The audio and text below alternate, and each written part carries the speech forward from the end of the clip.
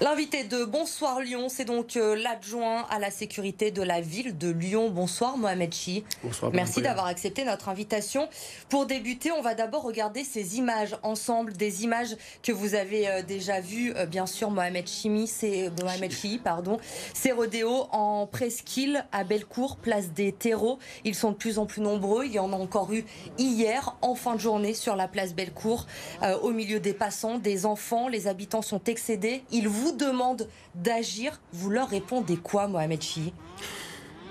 Tout d'abord, leur dire que je condamne fermement l'ensemble de ces comportements dangereux. Dangereux parce qu'ils mettent la sécurité des habitantes et des habitants en danger, des riverains d'une manière générale, mais également ces rodéomènes prennent des risques inconsidérés et leurs blessures pourraient être extrêmement graves. Dire que ce n'est pas uniquement un problème de sécurité, mais aussi un problème de tranquillité, de sentiment de sécurité, et que nous voulons intervenir de la manière la plus efficace possible. Comment vous allez intervenir? Que mettez-vous en place? Tout d'abord, dire que la compétence pour intervenir sur la voie publique en termes d'ordre public, c'est la police nationale qui a cette compétence, avec l'institution judiciaire. Et nous, avec la police municipale, avec le centre de vidéosurveillance, nous apportons notre concours pour identifier les protagonistes, les délinquants qui se livrent à cette pratique. Et donc, bien sûr, les policiers municipaux n'interviennent pas directement sur les rodéos parce que le risque d'accident est extrêmement élevé. Nous ne voulons pas créer un trouble supérieur à celui que nous voulons faire cesser. Et voilà pourquoi nous n'intervenons pas tout de suite. En revanche, à l'aide de notre outil de vidéosurveillance, nous continuons à enregistrer et à transmettre les images aux autorités judiciaires, à la police judiciaire, pour identifier les véhicules, les protagonistes, les lieux de stockage. Justement, ces rodéos qui se sont multipliés ces dernières semaines, il y a eu des interpellations, des condamnations? Oui. Il y a eu 18 personnes mises en cause, 11 ont été traduites devant la justice. Et d'ailleurs, je reprends un cas, le 24 avril, un jeune homme a été interpellé à son domicile suite à un rodéo et à des provocations à l'encontre des forces de l'ordre. Il a été traduit en justice et a écopé d'une peine de prison ferme. Alors, vous avez parlé également, notamment la semaine dernière, vous avez rappelé la volonté de mettre en place une cellule anti-rodéo. Elle va constituer en quoi cette cellule? Quand va-t-elle être mise en place réellement? Il y a urgence aujourd'hui. Alors, il y a urgence depuis des années en fait. Vous dire que cette problématique n'est pas nouvelle, effectivement elle s'amplifie, elle n'est pas circonscrite au territoire lyonnais. Nous connaissons des rodéos partout dans l'agglomération lyonnaise et en fait partout sur le territoire national. Pour vous dire, il y a quelques années je travaillais à Beaune et à Beaune également il y a des rodéos urbains. Donc c'est une problématique qui est extrêmement prégnante, extrêmement inquiétante pour toutes et tous et nous voulons intervenir dessus. Donc cette cellule anti-rodéo consistera avec les services de la préfecture, de la direction départementale de la sécurité publique, à mettre les personnes compétentes autour de la table. Bien sûr la police nationale, les services de l'autorité judiciaire, mais également des bailleurs pour qu'ils apportent leur concours, leur connaissance du terrain et savoir où sont stockés des véhicules pour aller les chercher quand ils sont à l'arrêt. Identifier les utilisateurs et les propriétaires. Quand elle va exister, cette cellule? Vous en parlez depuis des semaines maintenant. Les habitants vous demandent de l'aide, ils n'en peuvent plus aujourd'hui. Il faut apporter des solutions. J'ai, dès ma prise de fonction, indiqué que cette thématique était absolument importante et qu'il fallait avancer sur ce sujet. Dès le mois de septembre, j'ai fait une demande officiellement en direction des autorités compétentes pour la création de cette instance. Malheureusement, les urgences en balayent souvent une autre.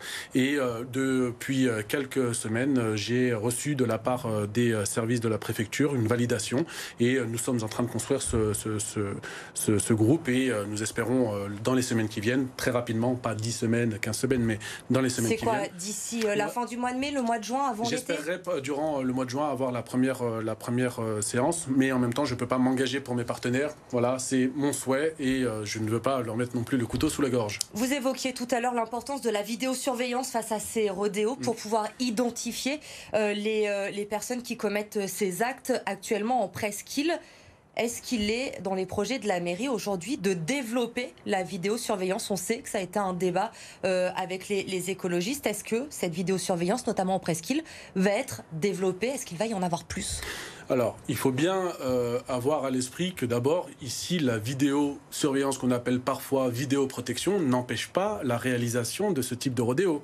Elle ne l'empêche pas, mais vous l'avez dit, pour les identifier, on en a besoin puisque les policiers ne peuvent pas intervenir sur le moment. C'est vrai, mais sur l'amont, on se rend compte que là, on est sur quelque chose qui ne permettra pas d'empêcher la réalisation de ce type d'acte. Donc ça, il faut bien le noter.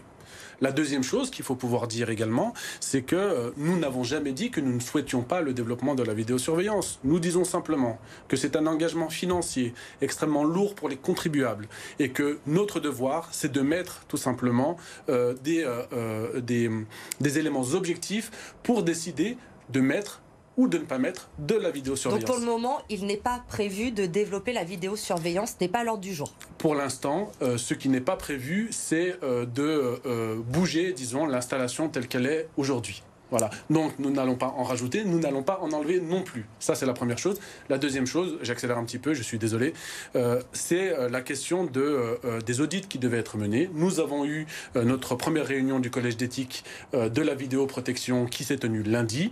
Nous allons donc passer à la partie audit puisque nous validons actuellement les cahiers des charges de ces audits de vidéosurveillance et de vidéoverbalisation. Alors la vidéosurveillance, on a bien compris, évidemment, elle n'empêchera pas les rodéos d'avoir lieu, ce n'est pas la solution.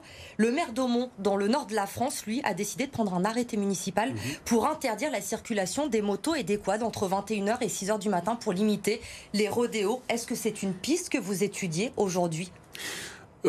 Cet arrêté, par exemple, sur les quads, existe sur le 9e arrondissement. Malheureusement, quand les personnes sont, disons, pas reconnaissables sur leur véhicule, il est compliqué de les interpeller. Donc, l'arrêté est une piste. Il donne un outil peut-être juridique supplémentaire pour interdire certains véhicules sur la voie publique, mais je ne suis pas sûr que, vu les comportements que nous avons vus sur les terreaux et sur Bellecour, qu'il empêche ce type de comportement. On est clairement sur des attitudes de provocation où il doit y avoir une course à l'échalote. Il faudrait d'ailleurs pouvoir s'interroger sur le rôle des réseaux sociaux dans cette affaire-là et savoir comment identifier encore plus efficacement les différents protagonistes. Les arrêtés, pour le moment, me semblent être une piste, pourquoi pas. Pardonnez-moi, mais à vous écouter, Mohamed Chion, on a l'impression d'un constat d'impuissance aujourd'hui, que ce soit de la part de la municipalité, de la préfecture. Vous nous dites, finalement, ça fait des années que ça dure, la vidéosurveillance, ça ne l'empêchera pas, les arrêtés municipaux, ça n'empêchera pas. Que faire ? Nous n'abdiquerons pas. Donc nous ne disons pas que l'outil de vidéosurveillance ne sert à rien, ce n'est pas du tout le discours qui est le mien. Je vous le répète, nous sommes partenaires dans l'identification des différents protagonistes, des véhicules, des temps, des cheminements, des parcours de ces rodéomènes. Mais il faut dire également que c'est un travail d'enquête a posteriori. Nous n'empêcherons pas la réalisation dans un premier temps de ces rodéos. En revanche, ce que nous arriverons à inscrire, c'est le risque qui est encouru par ces individus, le risque judiciaire qui sera le soit plus importante. La sanction est déjà très importante. Les sanctions vont de 1 à 5 ans d'emprisonnement et de 15 000 à 75 000 euros d'amende. Donc ici, avec la loi de 2018, on est clairement en fait avec un outil répressif qui peut être extrêmement utile. Et jamais, au grand jamais, je dirais que nous sommes impuissants. Ce n'est pas vrai. Nous allons agir. Nous agirons. Voilà. Nous travaillons dans ce sens et j'ai en tout cas beaucoup d'optimisme dans la réussite de notre travail commun avec la préfecture et avec le parquet. Autre quartier qui subit les problèmes d'insécurité, on le sait, c'est la Guillotière. Là aussi, le problème n'est pas nouveau. Dernier événement en date, les habitants du 7e arrondissement qui ont été réveillés en pleine nuit cette semaine par un feu d'artifice revendiqué par des militants d'ultra-gauche. Je ne parle pas du quotidien, les trafics, les bagarres, les règlements de compte. Vous aviez annoncé une concertation avec les habitants de ce quartier. Vous en êtes où ? Qu'est-ce qui a changé ? Parce que franchement, on a l'impression que rien ne change. D'abord dire que ces nuisances, elles ne datent pas de 2020, et notamment, elles n'ont pas commencé en juillet 2020. Ça ne date pas d'hier. Tout à fait, ça ne date pas d'hier, elles datent de la livraison de la place Mazagran depuis 2015. Donc la date de livraison, c'est en 2015.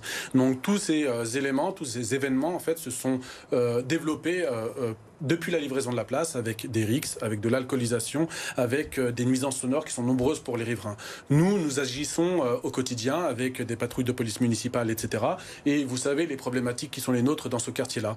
Rappelez également que le feu d'artifice qui a été tiré au détriment de la sécurité des riverains et au détriment de la tranquillité du quartier sont inacceptables et nous les condamnons fermement. Et je suis là-dessus sur la même ligne.